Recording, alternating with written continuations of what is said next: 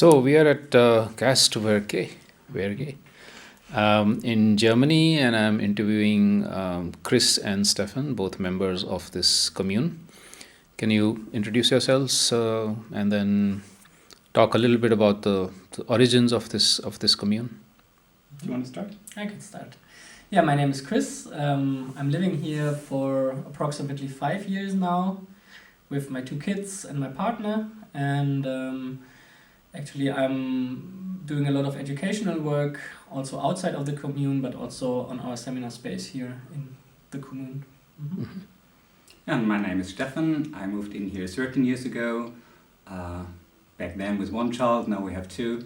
And with my then partner, I would say a community activist and quite involved in several projects on different levels of the big transformation. Can you tell us a little bit about the origins of this, when it started, how many people and why? Well, it started some 15 years ago, I think, when some of us met at a commune gathering. We have, like in Germany, we have a rather big commune network, and every 2 years there's a big gathering where people meet and exchange ideas. And they met there, and there was a space open for buying, and around this space basically they formed a group. Then this space, or the owner of the space, decided not to sell, so they had a group but no space, and they were looking around and they found this very beautiful spot here close to the medium-sized city of Kassel. It's a bit remote. It was an old research center for trees and forests, but it was abandoned for like 4 years.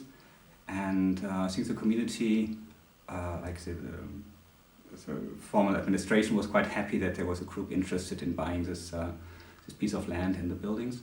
So that's when they started, very informal, just with the idea to live a more sustainable lifestyle. And with this like spark, the whole project developed. And now we own it. We live here with roughly 50 people, 25 adults, 20 children, and we have volunteers and people go through an eco-farming training. Mm-hmm. And a group around 50 people with some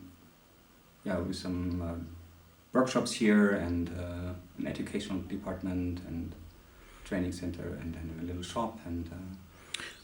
This ratio you have of 25 adults and 20 children, that's quite interesting and probably not typical of Germany. So how did that happen? Well, how did that happen? I mean, the space is actually well equipped for it. So there are lots of opportunities also for children being here.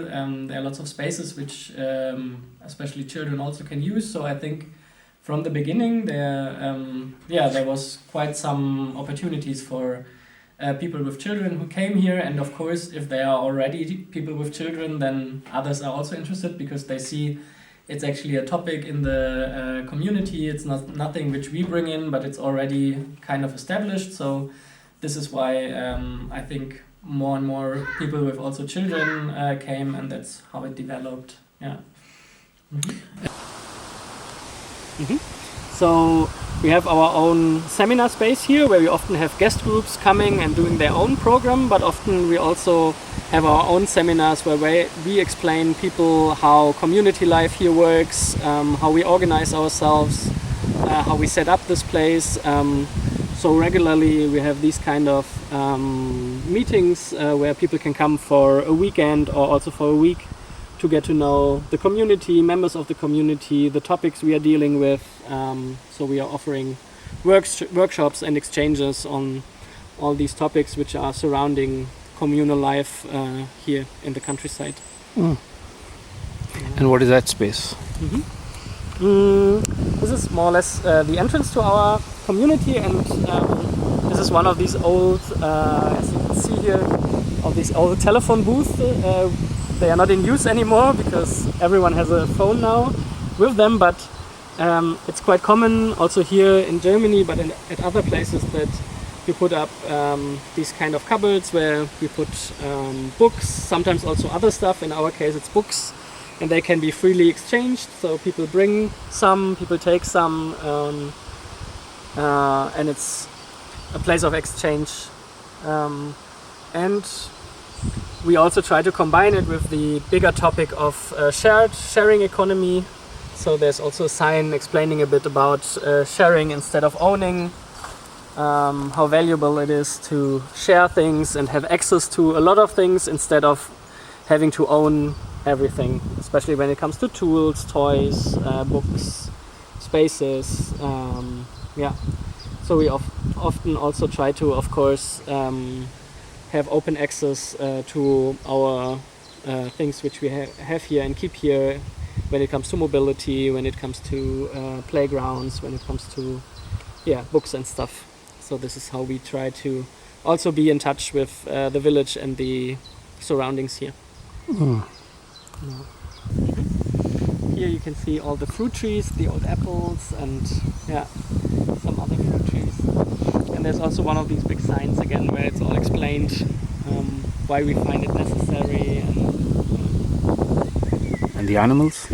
Yeah, the animals are just more or less for taking care of the grass, and they're not really used by anyone. Just nice to have, and the children like them, and we don't need that much, how's it called? Cutting grass machines. And the greenhouse is behind? Yeah, this greenhouse is actually used as a meeting point for guest groups, seminar groups. Okay. Often they just meet outside and have their sessions there, but when it's raining, it's one of the opportunities to go in there. Yeah. And these are some of the fields of our CSR. You can see now. But it's a small one. We have like very big ones as well.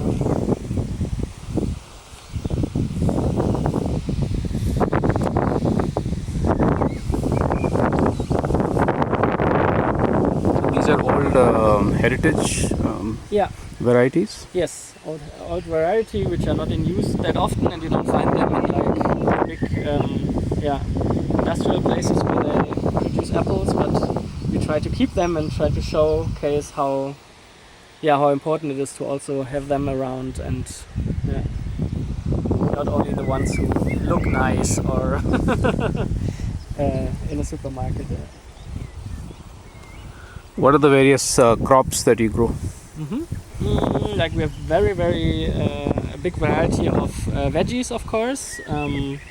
I think now you see lots of salads. We have potatoes, carrots, and a lot of cabbage. And you were talking about tomatoes. Yeah, we have many tomatoes. We don't have them here. We have them in the greenhouses, but we have a huge variety of tomatoes here. Also to showcase how diverse these kind of fruits are, because usually, at least in German supermarkets, but I think most of all parts in the world, you only find like 3, 4, 5 of them, and we have like seeds from 200 different tomato plants. Yeah. So do you exchange them? Do farmers come and also take some of the varieties from you? Yeah, some of them. Yeah, some are interested and they come and have a look, and our farmers also know in which environment which of them really work well or not, and try to organize that you also keep this variety of shape, taste, color, all these different aspects. And all this agriculture is part of the organic, the community supported agriculture, but also organic, and I noticed something called bioland. Can you explain that? Yeah, it's all organic, but not only the European organic standard, which is pretty low for organic. It has another standard which is called Bioland. It's a German way of labeling this kind of organic agriculture, so that you can also distinguish it from like the usual European standard for ecological. What would be more than the standard? So I'm not a farmer, I can't explain you in depth, but it's definitely that you have much more climate friendly, much more nature friendly. You try to keep the soil as it is, as fertile. Our farmers work a lot with horses instead of huge machines. So that's part of it, and they try to keep it as natural as possible, because the European ecological norm doesn't have a lot of deep natural norms. It's quite a bit standard, low standard from our point of view, at least. Yeah. So one of the most interesting things that you were telling me about here was the sharing of the financial resources. So just can you tell me how that works? Yeah, actually, in theory, we take all the money we earn and put it in a big pot, and we try to all the spendings actually should come out of this pot. We actually divided the pot a bit into different budgets so that we can plan a bit ahead. So we have a pot for mobility to maintain our cars. We have a budget for our food supplies, which we need. We have a budget for traveling and these kind of expensive. And the fourth one, 1, 2, 3, 4. There's another one. Restructuring. Yeah, maybe this. So what we usually do is at the end of the year, we try to look ahead what we'll probably need in the upcoming year. So we try to look at all the expenses we might have for the next year. And then we sit together and we try to come up with ideas how we can actually bring together the money. So each and everyone is actually contributing, of course, not only money, also time and all the other resources we have, but especially when it comes to money, we try to do some rounds where we bid, like bidding rounds where we all say, well, in an ideal world, this is what I could financially contribute. And if it's during the first round, if it's not enough, we have a second or third round where we think, okay, if needed, it's also possible that I work a bit more, that I earn a bit more, or we also see, do we really have to spend all the money we expected, or is there a space where we can maybe save a little bit? So that's how we come up with an idea how we would like to run the year. But you can imagine with 50 people coming together, we can only try to to organize that in a very formal way, and often, of course, there are also a lot of changes during the year when it comes to spending and earnings and people involved, and but that's the theory in it. So common pot means it's like in one bank account which anybody can use, all the members can use that account. But I would like to add is that for me the most interesting part in moving here was really that we include the economic aspect, and that we say, okay, we do have all different backgrounds but also different chances of earning money. And a farmer is not paid very well in Germany, for example, but we need food to eat. And a psychologist, for example, is paid very well in Germany, and we also need this type of work. But if a farmer earns, let's say, 15 euros an hour and a psychologist 100 euros an hour, that's not fair. So how can we have a better way of solidarity, supporting each other, and accepting that we have other chances in earning money, but we are all needed in a way. So it's not cool if you live together with partners and you have different resources available. So that was, I think, the general idea. And yes, how to put it into practice is sometimes a bit challenging, but on the other side, I think it created a lot of common understanding that we are really working and living together. It doesn't really matter if you're a farmer or a doctor. And that's not only in theory, we do have access to the same resources. Still, we have parents, we have history, we might have other sources as well, but as good as possible, we try to balance, level out these differences in income. And personal needs, like suppose I need a laptop or something like that. That also goes through the community then you buy a laptop if you need it for your job, or you probably ask first, is there still a laptop available? Probably you don't need like the newest model. But if you do need the newest model, like I work a lot with digital devices, and sometimes I need a powerful tool, then I need it for my work and I buy it. So this is not a problem. And your trouser and your bicycle and your glasses and your watch are yours. This is not a problem. We speak more about like bigger investments. And the same goes for unpaid work. All the reproductive work we do, we are of course also split it, and it's also different how much people contribute to this work, how much people contribute to food or to childcare, or all these other work which is also done within the community. There's also an administration behind it which needs to be done, so there is also a lot of tasks and work, if you would like to put it that way, which is also, of course, discussed and divided within the community. Yeah. But nobody's getting paid for that. I mean, there's no salary or anything. So it would not really make sense, because then we pay ourselves and then the money goes back. Yeah. There's no need to. There's no need to. Sometimes it makes a difference when it comes to like more formal acceptance, for example, towards the governments or towards pension funds. But in a way, we try to avoid that. It's not about counting and trying to be totally transparent with how many hours. It's also a system which is very much based on trust and relationship. And since you people joined, because you had lives prior to this, are your sort of expenses significantly lower living in a shared space like this? For me, it's difficult to say, actually. I think we have different other expenses, and I still try to earn a decent amount of money because I feel that it's necessary for the community. Sometimes it's more difficult to earn money when you're living more remote. But as a whole group, I think yes, we looking at the comfort we have, organic food, we have a sauna, we have so many tools and rooms we share. I have more access to stuff than I would have if I would live my own life. And especially when it comes to the outside, we have a huge garden, we have fantastic playgrounds for the children, we have horses here, we have different animals. Me as a person, I would never be able to hold this.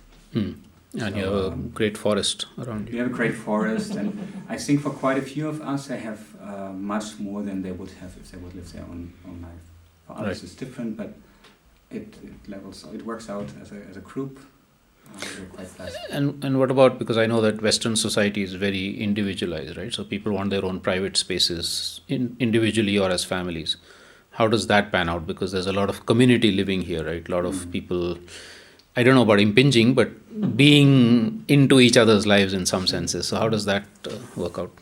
Yeah, I mean, there are diverse opportunities for people to spend their time more in private with themselves or in the group or also with other people. So mostly what we have is, of course, we have communal spaces like dining halls, a big kitchen, a lot of outside spaces. But of course, most of us also have their private spaces like a room or sometimes also their own kitchen, or they share the kitchen with just a few people, not with everyone. So from my point of view, it's actually good that we always have, or most of us have the option to spend time either with themselves, with maybe their small family, with, I don't know, some people they live with, or they go into the communal spaces and have a lot of exchange with the community.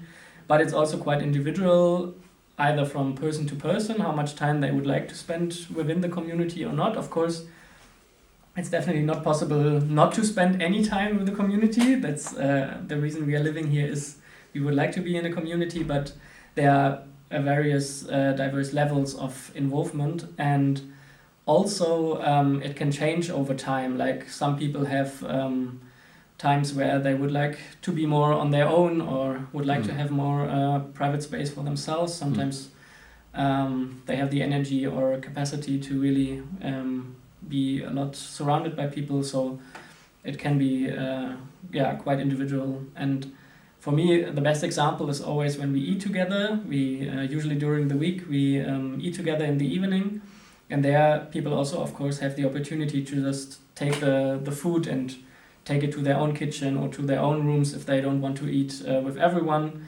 And then we have different opportunities where to sit with people. So this actually shows that there's a lot of opportunities, and it can be need-based. Whatever I need in this moment, I can try to find that on these premises. Yeah. And in terms of structure, so you have 50 people. So is there like a general assembly, and then there are smaller, I don't know, committees or teams doing specific tasks? Yeah. We have like a meeting every week. On Monday evening, we meet as a plenary. Sometimes it has a specific topic. Sometimes it's more about social aspects within the group. Sometimes with a focus on finances, and sometimes very general. And then we meet once once a month for 2 days, for a weekend, to have more time to go deeper into more complex topics. Mm-hmm. So we do have quite a lot of exchange also as a group, and I think that's necessary to actually handle that. But on the other side, we also have a lot of groups which are functioning totally self-organized. So, for example, I don't need to care about what's happening in the garden, and we have 11 hectares of land. This is all organized by different groups. Or I don't need to take care about shopping. We have a team taking care about food, grocery shopping. We have a deal with a big wholesaler, organic food wholesale company. I don't care about it. I just go to the shelf and take what I need. So it's yes, we spend time together to organize ourselves, but we also gain a lot of time because work is distributed. So there are small working groups for each of these kinds of things. Yeah, quite a lot. What about relations with the surrounding community? Because you're part of a village, so. Yeah, it very much depends on people. Some people here in the group, I think, are very much focusing on the group and then on their private life. And others are more focusing, or at least more aware of the fact that we are part of a community. Like I myself, for example, I was part of the local government here for 5 years, and then of the more regional government also, because from the very beginning I thought it's important to reach out and to show, okay, we don't live only in our bubble, but we want to connect, and we want to also develop the area or support the area where we are living in. Some people go to local activities, and some people have some distances, and they rather focus here on this group. So I think in our case it works out quite well in balance. Especially our farmer is very involved. He has a lot of connections to the outside. But you can hear from my terminology the inside and the outside. It is still sort of a bubble we are living in. Is there more? I mean, is this kind of living, shared living, commune living spreading in Germany? Yeah. And I mean, it goes in waves. And I work also as a community advisor. I work a lot with communities. I'm very involved into this topic. And I can see, especially after the pandemic, or even during the pandemic, a lot of people were rethinking their lifestyle. And to develop the economy is changing in Germany.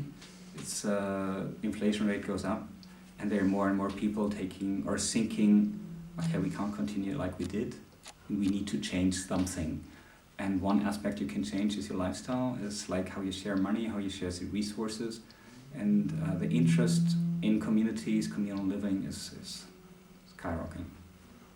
And is there a sort of a networking regionally or nationally of these communes? Yeah, it's quite well organized in Germany. We are in Germany. It's quite well organized. It's not always functioning, but it's good organized. We have different networks for different types of people, I could say. There's a commune network, and we define commune basically as groups who also share the economic aspects or share their money. We have the Global Eco-Village Network, which is probably one of the largest intentional community networks in the world, with a rather strong branch also in Germany. And then we have people, and that's even supported by the government, who want to live in multi-generation buildings or complexes, because we also realize, okay, Germany is a very old society compared to a lot of communities and societies in the global south, especially in Africa. They're old as in the age group? In terms of the age group, yeah. We have a lot of old people. I think, I'm not sure about the median, but I know in some countries it's below 20 years, and I would guess in Germany it's above 40. So we have an issue with how to deal with elder people, and it becomes more and more interesting to actually move together with many people and to take care about each other. So this is even supported by the government. So there are different types. Some are more like co-housing projects. Some are more really elderly communities who try to take care, but also a lot of intentional communities. So this kind of networking, I mean, learning from each other and supporting, yes, but is it also some kind of an advocacy, like for the right kind of policies by the German government, anything like that? We are working on that, and if I say we, I speak for the Global Eco-Village Network. We have a political wing, which is called Equalise, That's a network based in Brussels, where we try to influence, as a small lobby group, European politics. And we try to do advocacy work also in Germany, but to be honest, it's still on a very low level. As a network, we are still too insignificant to really make changes, but we're working on it. And would you say that most of the people who are in these communes and shared living spaces would be, in some senses, implicitly or explicitly anti-capitalist, or are there some fundamental ideological basis for this? Yes and no. Yes, there are groups that are totally anti-capitalist, and especially in the commune movement, there are quite a few groups who actually started like that. There are others who are more liberal and trying to find a good way. Their tendencies looking for example, complementary currencies, and trying to find ways around, but not totally fighting against the system. I would say most groups here have an ecological focus and a social focus. Not so many do have actually an economic focus. And the social focus would include things like anti-patriarchal and sort of equality of various kinds. Equality, embracing diversity if possible, all the way up to also economic solidarity, but it's really more including children more. And I think German society, compared to other societies, is very individualistic, as you said before. And I think we try to find other ways and really taking care about our neighbors and be more open and supportive. And the German system is so well organized that you don't need your neighbors. The government is taking care of you, the social system and pension funds, etc. But that also leads to a more isolated society in a way, compared to others in the world. And I think the intentional community movement tries to work against that. And the rest of the German society, how do they view you? Do they kind of still look at you as these freaks somewhere in a corner, or is it getting more accepted? It's changing. Yeah. I think if you look back to the late 60s, early 70s, it was perceived as sort of a hippie movement and with a lot of prejudices. And this has changed quite a bit. I would say in recent years we have a lot of requests from academia. A lot of research is done about communities. Intentional living, this is a sort of communal living, and more press articles, also from mainstream media, big German news magazines or even TV and radio shows come to visit us, and not only to blame or have a look at these freaks. No, can this be an alternative? What can we learn from this type of lifestyle, etc. So there's quite a lot of openness. And also in our village, I think when we started here 15 years ago, there was a lot of prejudices and young people buying piece of land, whatever, drugs, sex, rock and roll. And then they realized over time, okay, hey, they do have a farm. And this was a farming community, and it's actually now the only farm in the village producing food. They bring young people, they bring children which go to our kindergartens and schools, and I think that changed a lot also in acceptance. And I would say in the last 5 or 10 years, this sort of living becomes more, not mainstream, but accepted. That sounds positive. Thanks, Stefan. Anything else you want to add? No, I'm very happy that you are here, and I can see that we are a global movement. I mean, this is for me really important, and sometimes we tend to forget. We circle around ourselves, and we're so much dependent on each other.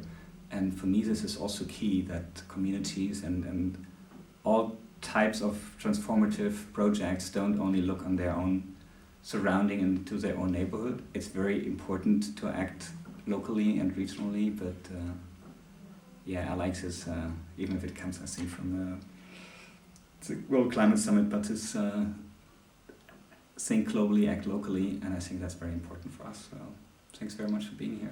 No, thank you. I mean, for us, as I was mentioning, I think for me in particular, back in India, the urban younger generation is looking so much to the United States and Europe for where it should be heading, and unfortunately, mostly it's like the rat race and capitalists and all of that. So it's very important for us to also be able to show these examples of where people are trying to live differently within a very individualistic capitalist society, so that there is another, if at all you want to look at Europe as a role model, then there's an alternative. Another way is possible. Yes, that's for sure. exactly. Right. Thank you, Stefan. Thank you very much.